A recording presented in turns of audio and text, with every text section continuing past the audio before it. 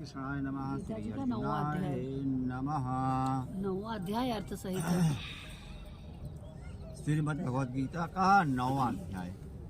श्री कृष्ण जी बोले, हे अर्जुन, तुम में ईर्षा नहीं है, इसलिए यह गति, यह अति गुप्त शास्त्रीय ज्ञान और अनुभव तुमसे कहता हूँ।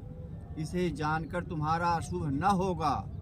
यह ज्ञान सब विद्याओं में श्रेष्ठ तथा सब गोपनीयों में गुप्त एवं परम पवित्र उत्तम प्रत्यक्ष फल वाला है और धर्म युक्त है।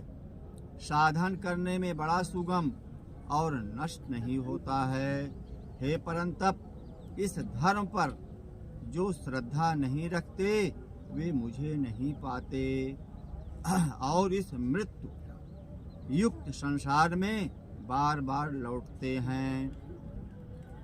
मैं अव्यक्त हूँ और मैंने ही ये सब जगत प्रकट किए हैं। सब प्राणी मुझ में स्थिर हैं, किंतु मैं उनमें नहीं हूँ। मुझ में सब भूत भी नहीं हैं। मेरा यह ईश्वरीय कर्म देखो। मेरी ही आत्मा सब भूतों का पालन करती हुई भी नियत नहीं है।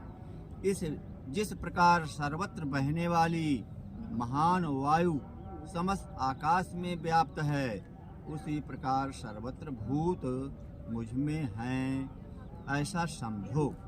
हे कौन्ते, सभी जीव कल्प के अंत में मेरी प्रकृति में आ मिलते हैं और कल्प के प्रारंभ में उनको फिर उत्पन्न करता हूँ। अपनी प्रकृति का आश्रय लेकर उसके गुण व स्वभाव वाले समस्त भूत वर्ग को मैं बार बार उत्पन्न करता हूँ।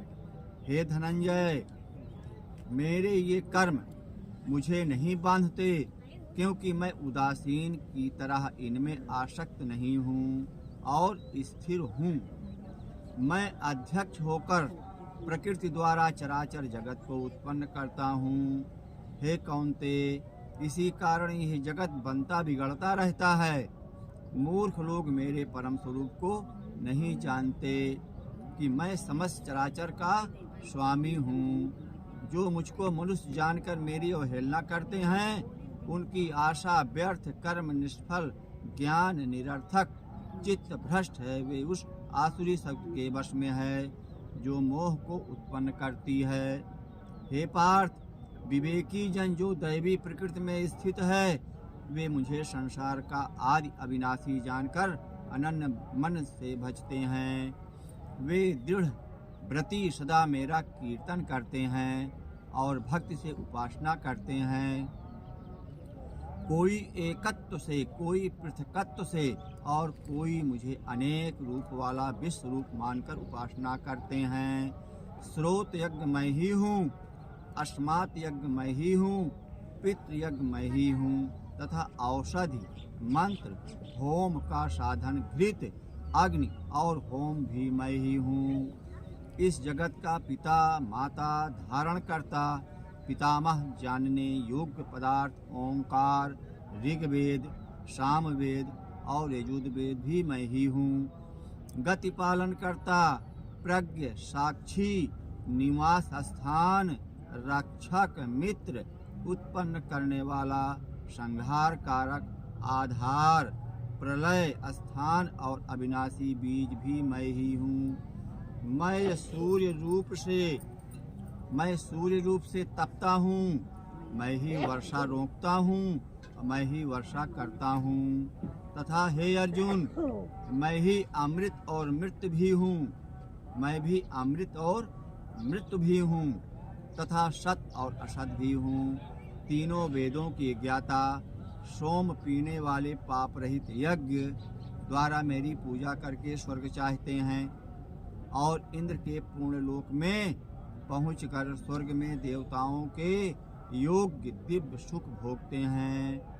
वे उस विशाल स्वर्गलोक में सुख भोग कर पुण्य के क्षीण होने पर फिर मृतलोक में आते हैं। इस प्रकार तीनों वेदों के यज्ञादि धर्मों का पालन करने वाले, भोग की इच्छा रखने वालों का आवागमन होता रहता है। भोग की इच्छा रखने वालों का आवागमन होता है। जो भोग की इच्छा नहीं रखते हैं उनका आवागमन से मुक्ति मिल जाती है।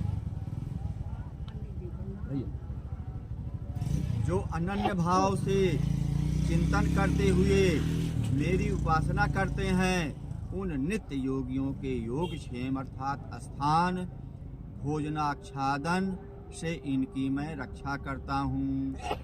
हे कौन्ते, जो दूसरे देवताओं के भक्त हैं और श्रद्धा से उन्हें पूजते हैं वे भी मेरा ही पूजन करते हैं। बहुत से लोग भगवान श्री कृष्ण को पूजते हैं, बहुत से लोग श्री रामचंद्र जी को पूजते हैं, कोई और देवी को पूजते हैं, कोई अनेक प्रकार के देवता पूजते हैं। जो जिनको पूजते हैं वो पूजें, वो सब मुझे ही पूजते हैं, वे भी मेरा ही पूजन करते हैं। परंतु यह पूजन विधि पूर्वक नहीं है।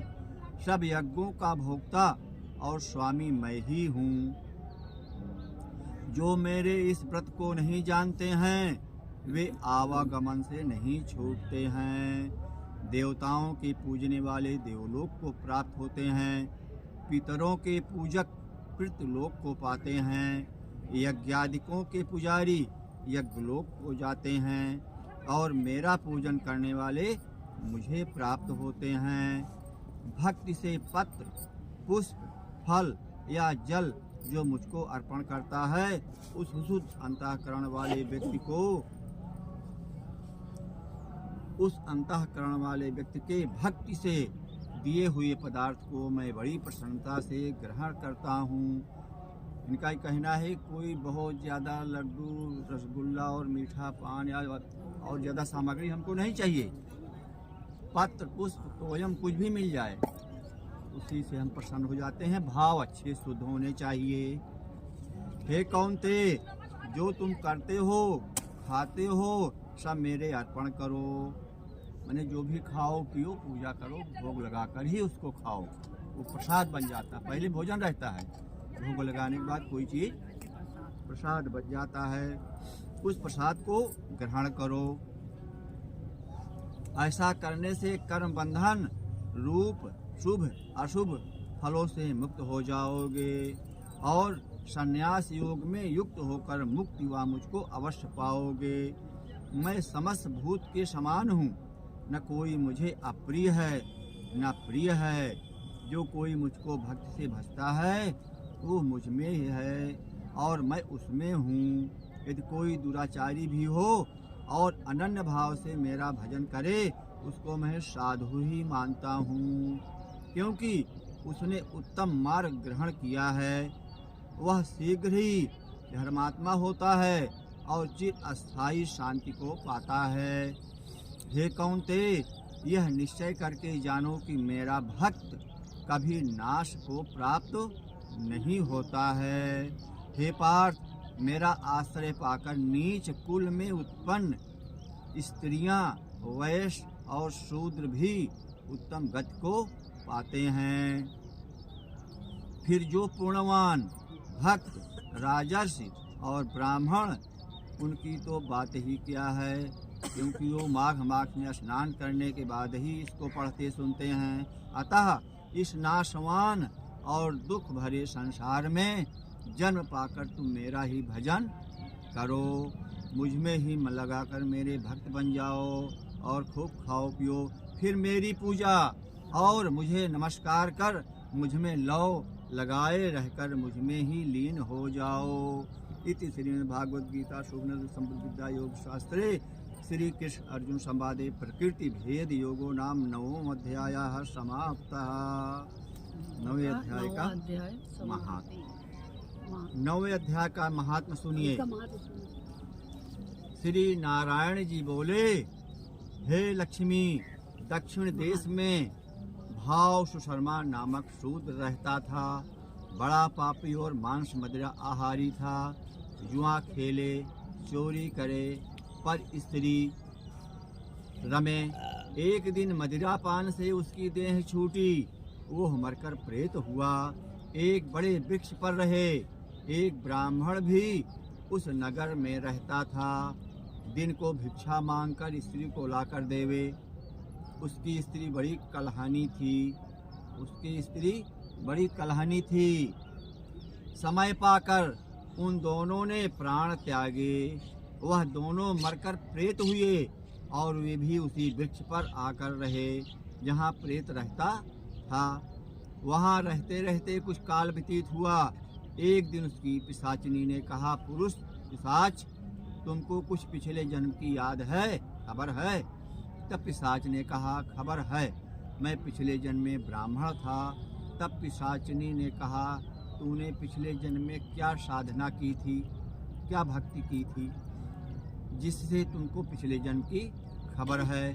तब उसने कहा, मैं पिछले जन्म में एक ब्राह्मण से आध्यात्म कर्म सुना था।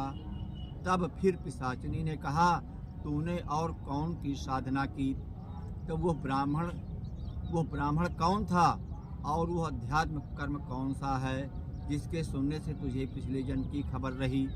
पिशाच ने कहा, मैंने कोई पुण्य नहीं किया, केवल गीता जी का श्लोक श्रवण किया।